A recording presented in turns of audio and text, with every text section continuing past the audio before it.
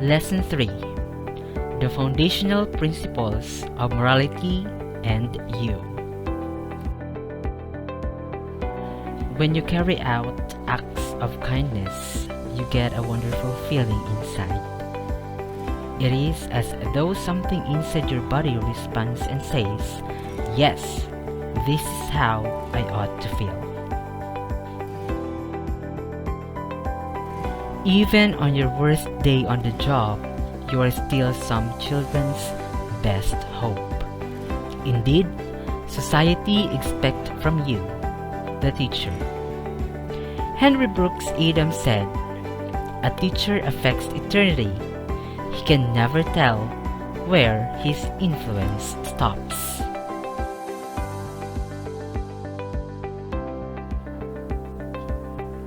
What is morality?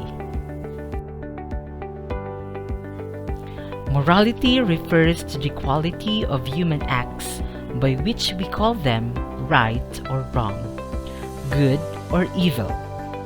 According to Panizo 1964, your human action is right when it conforms with the norm, rule, or law of morality. Otherwise, it is said to be wrong. Example: when one gets the pencil of Pedro without the latter's permission. A man's action, habit, or character is good when it is not lacking of what is natural to man, when it is in accordance with man's nature. It is not natural for man to behave like a beast, because he is not a beast. He is man, and unlike the beast, he has intellect and free will. Intellect makes him capable of thinking, judging, and reasoning.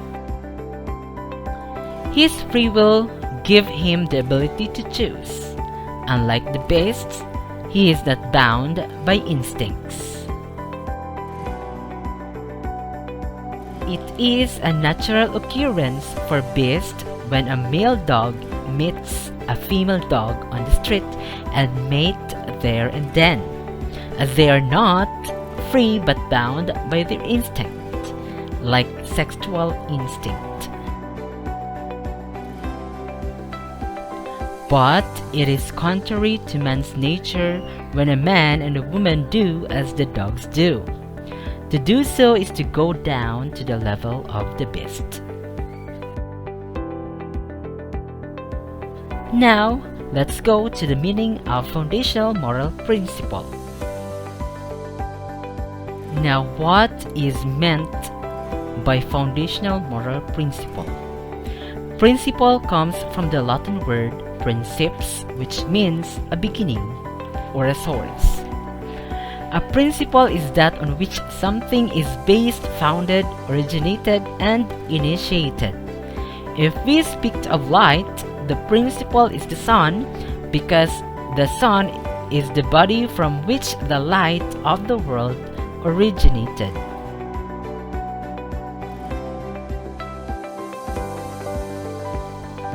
Now, what is meant by foundational moral principle then?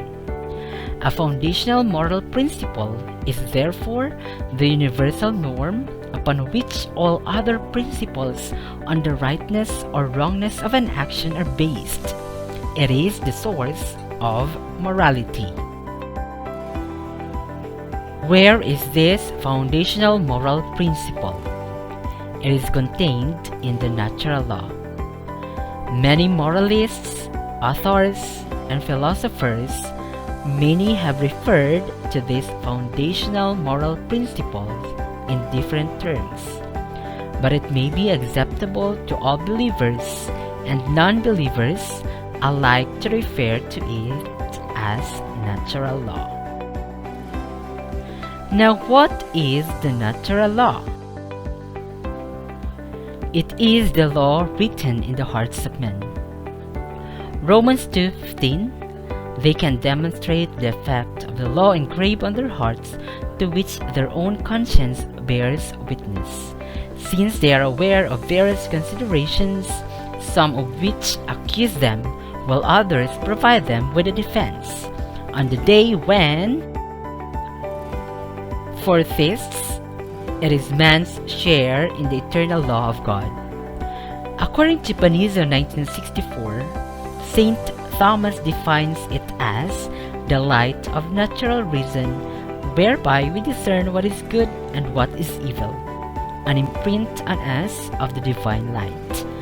Panizo 1964 also says, it is the law, do good and avoid evil. This is the fundamental or foundational moral principle.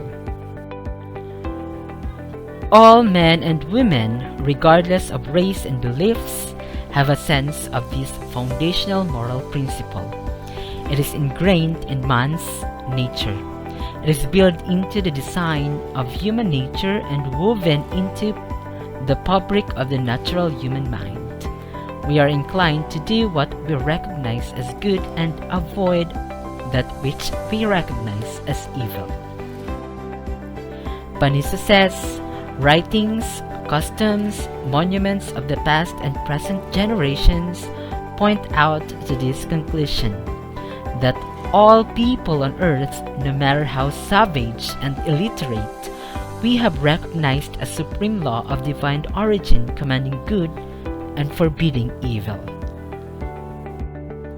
Now, according to Mencius, a Chinese philosopher, all men have mind which we cannot bear to see the sufferings of others.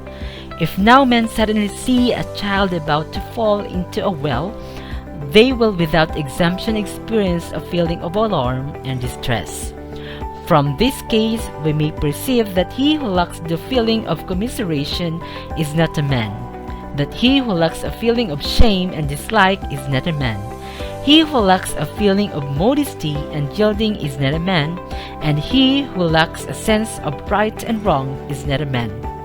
Man has these four beginnings. Now,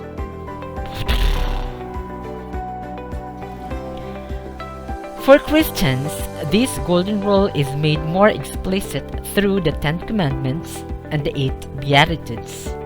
These are summed up into two great commandments. Love God with all your heart, with all your mind, with all your strength, and love your neighbor as you love yourself. Buddhist Eightfold Path. First, strive to know the truth. Second, resolve to resist evil. 3. Say nothing to hurt others. 4. Respect life, morality, and property. 5. Engage in a job that does not injure others. 6.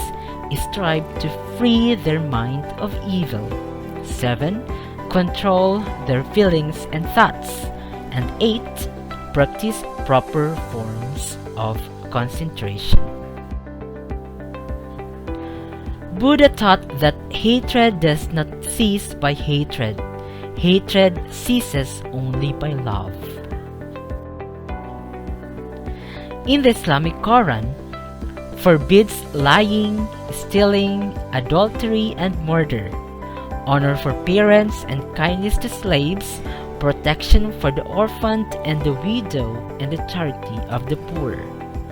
It teaches the virtues of faith in God, patience, kindness, honesty, industry, honor, courage, and generosity. They condemns mistrust, impatience, and cruelty. Now the 5 pillars of Islam: declaration of faith, obligatory prayer, compulsory giving, fasting in the month of Ramadan, and pilgrimage to Mecca. Teacher as a person of good moral character. As laid down in the preamble of our Code of Ethics of Professional Teacher, teachers are duly licensed professionals who possesses dignity and reputation with high moral values as well as technical and professional competence. In the practice of their profession, they strictly adhere to observe, and practice this set of ethical and moral principles, standards, and values. Now the question is, when are you of good moral character? One Christian author describes 4 ways of describing your good moral character. 1. Being fully human. You have realized substantially your potential as a human person. 2. Being a loving person. You are caring in a selfish and mature manner with yourself and people and God. 3. Being virtuous person. You have acquired good habits and attitudes, and you practice them consistently in your daily life. 4. Being morally mature person.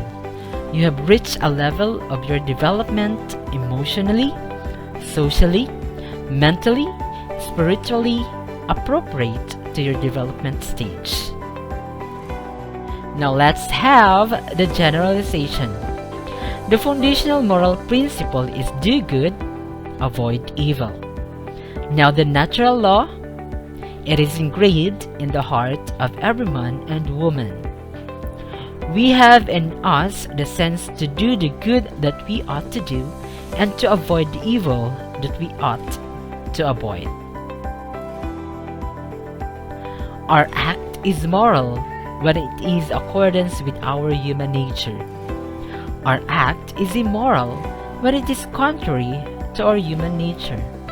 Our intellect and free will make us different from and above the beast.